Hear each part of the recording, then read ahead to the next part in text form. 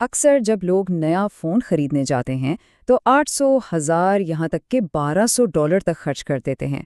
पाकिस्तानी रुपयों में ये तकरीबन 5 लाख रुपए बनते हैं। लेकिन मज़े की बात यह है कि इन महंगे फ़ोन्स के 90% फीचर्स तो कभी इस्तेमाल भी नहीं होते। तो फिर सोचने की बात यह है कि एक स्मार्टफोन पर इतनी बड़ी रकम क्यों खर्च की जाए। क्या वाकई हमें इतने महंगे इतने पावरफुल फोन्स की ज़रूरत है, या फिर ये सिर्फ बड़ी बड़ी कंपनियों के मार्केटिंग बजट्स का कमाल है, जिन्होंने हमें ये यकीन दिला दिया है कि इनके बगैर गुजारा नहीं हो सकता। खुद सोचें, ज्यादातर लोग फ़ोन पर करते क्या हैं? व्हाट्सएप, इंस्टाग्राम, थोड़ी बहुत यूट्यूब वीडियोस, कुछ कॉल्स और चंद तस्वीरें, बस। लेकिन इस सब के लिए हमारे हाथ में एक ऐसी डिवाइस है जिसमें इतनी कंप्यूटिंग पावर है जो शायद उस कंप्यूटर में भी नहीं थी जिससे इंसान चांद पर गया था। और इसी सोच ने मुझे एक और तरफ मुतवज्जे किया, खास तौर पर जब हम गाड़ियों के इंडस्ट्री को देखते हैं। वहाँ क्या हो रहा है? सस्ते चीनी मुतबादलात ने पूरी दुनिया की मार्केट में तहलका मचा रखा है। तो क्या फोन्स के साथ भी कुछ ऐसा ही हो रहा है? तो चलिए, आज इस पूरी सूरत हाल को समझने की कोशिश करते हैं। हम एक ज़ाती तजुर्बे से शुरू करेंगे, फिर उसके पीछे की टेक्नोलॉजी और बिजनेस मॉडल को देखेंगे, और आखिर में इस सवाल का जवाब तलाश करेंगे कि क्या ये वाकई एक बेहतर इंतखाब है। तो इस चीज़ को समझने के लिए एक छोटा सा तजुर्बा किया गया। अपना आईफोन साइड पर रखकर 2 हफ्तों के लिए एक बहुत सस्ते चीनी फ़ोन रेडमी नोट 15 पर स्विच किया। मैं हमेशा से आईफोन यूज़र रहा हूँ, लेकिन सच कहूँ तो इस तजुर्बे ने मुझे टेक्नोलॉजी और पूरी इंडस्ट्री के बारे में बहुत कुछ सिखा दिया। तो चले सबसे पहले देखते हैं कि डब्बे में क्या मिलता है।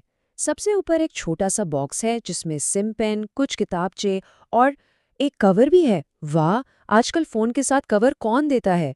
खैर, ये एक पतला सा प्लास्टिक कवर है जो शायद ज़्यादा प्रोटेक्शन तो ना दे, लेकिन खराशों से बचा लेगा। उसके नीचे खुद फ़ोन है और सबसे आखिर में 33 वॉट का चार्जिंग ब्रिक और केबल। अच्छा, फ़ोन हाथ में पकड़ते ही जो पहली चीज़ महसूस होती है वो है इसकी बनावट। इसकी बैक प्लास्टिक यहाँ थोड़ा सस्ता फील होता है, लेकिन इसके कुछ फ़ायदे भी हैं। ये हल्का है, हाथ में ग्रिप अच्छी है और शीशे की तरह नाजुक नहीं लगता कि हर वक्त टूटने का डर हो। पावर और वॉल्यूम बटन एक ही तरफ हैं, जिससे एक हाथ से इस्तेमाल करना काफ़ी आसान हो जाता है। अच्छा जी, तो अब आते हैं असल बात पर। इस कीमत में आखिर मिलता क्या है और क्या नहीं? अब ज़रा इस फ़ोन की खुसूसियात और परफॉर्मेंस को तफसील से देखते हैं, ताकि समझ सकें कि कौन से फीचर्स वाकई अच्छे हैं और कहाँ समझौता करना पड़ा है। सबसे पहले स्क्रीन। ये 6.77 इंच की बड़ी एमोलेड डिस्प्ले है, और वो भी 120 हर्ट्ज रिफ्रेश रेट के साथ। मतलब बहुत ही स्मूथ। हाँ, फ्लैगशिप फ़ोन्स में ग्लास बेहतर होता है, पैनल ज़्यादा एफिशिएंट होता है, लेकिन सच पूछे तो रोज़मर्रा के इस्तेमाल में फ़र्क बहुत कम महसूस होता है। बैटरी के मामले में तो ये फ़ोन बहुत आगे है। इसमें 6000 mAh की बैटरी है, जबकि लेटेस्ट आईफोन में तकरीबन 3700 mAh की होती है। ये फ़ोन आराम से 2 दिन निकाल लेता है। असल फ़र्क आता है प्रोसेसर में। इसमें स्नैपड्रैगन 6 जेन 3 है, जो रोज़मर्रा के कामों के लिए तो बिल्कुल ठीक है, लेकिन अगर आप हेवी गेमिंग या बहुत एडवांस फोटोग्राफी करना चाहते हैं तो वहाँ ये पीछे रह जाता है। और अब आते हैं कैमरों पर। यहाँ आकर सच कहूँ थोड़ी सी मायूसी हुई। बज़ाहिर तो लगता है कि फ़ोन में 4 बड़े ज़बरदस्त कैमरे हैं, लेकिन हकीकत कुछ और ही है। असल में ये चारों दायरे कैमरे हैं ही नहीं। एक तो है 108 मेगापिक्सल का मेन कैमरा, जो ठीक ठाक है। दूसरा सिर्फ एक सेंसर है पोर्ट्रेट इफेक्ट्स के लिए। तीसरा एलईडी फ्लैश है। और चौथा, वो सिर्फ दिखावे के लिए एक डमी लेंस है, जो सिर्फ डिज़ाइन को मुतवाज़न रखने के लिए लगाया गया है। मतलब ये सिर्फ फ़ोन को ज़्यादा प्रीमियम दिखाने की एक चाल है।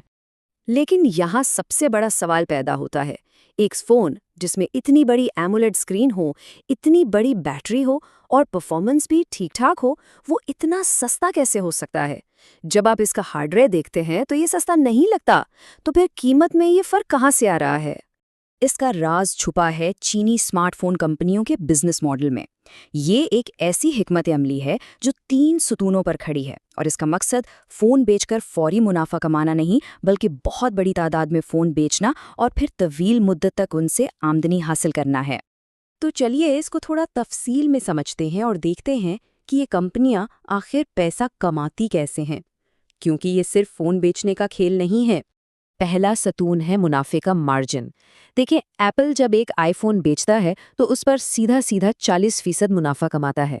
लेकिन Xiaomi जैसी चीनी कंपनियां खुलेआम कहती हैं कि वो अपने हार्डवेयर पर 5% से ज़्यादा मुनाफा नहीं लेती। उनका फलसफा ही अलग है।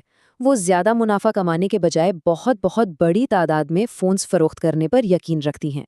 दूसरा सतून है मैन्युफैक्चरिंग की ताकत। चीन ने कई दहाइयां लगाकर दुनिया का सबसे जदीद मैन्युफैक्चरिंग इकोसिस्टम बनाया है। फैक्ट्रियां, पुर्जे बनाने वाले सप्लायर्स, हुनरमंद लेबर, सब कुछ एक जगह पर मौजूद है।